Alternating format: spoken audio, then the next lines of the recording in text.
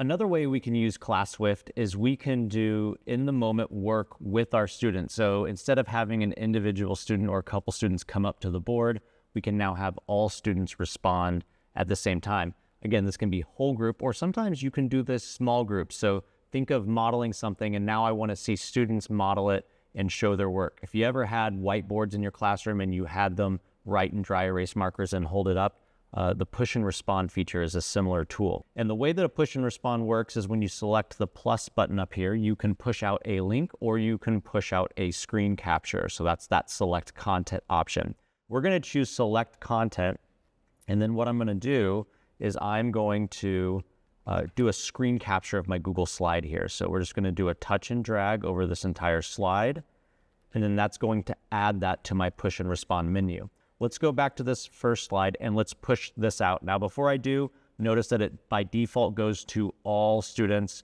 You can also choose individuals, or if you assigned groups, you could send it to a specific group, which is nice when you're differentiating. So let's push this out to all students and we'll have them solve this problem. Now, I want you to notice on student devices that they first have to click on the link or click on the image in order to open the file that you have pushed out to them, or that screen capture you've pushed out. Once they do that, they will have some annotation tools, so they can write on top of whatever you sent them. So it's like they have their own digital whiteboard with your content. They can also make a new canvas or a blank page if they need a full page to show their work. So we're going to have them show their work here really quickly and watch those student responses come back. Now, from the teacher view, you'll see here I can monitor all the student responses. Again, I can see who has sent their answer back.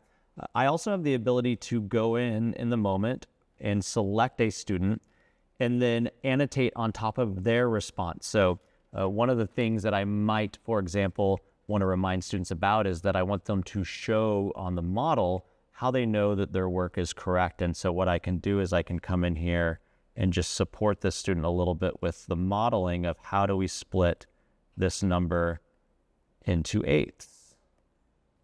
And then I could write a question is, what is 1/8?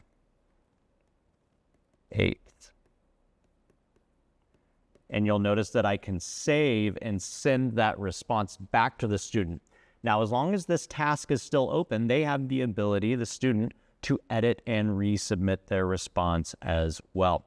So again, this is great for whole group participation, or maybe if you're running a small group, you can model, have students work, and send their response back and kind of have that interaction with them. Now, you'll notice here too that there are little plus buttons or plus ones down next to each student's name, so I can actually select those and it increases their points for submitting or the work that they did. So I don't have to respond to everybody, but I could quickly go through and give everyone points. Or when you're finished, simply select End Task to end this activity.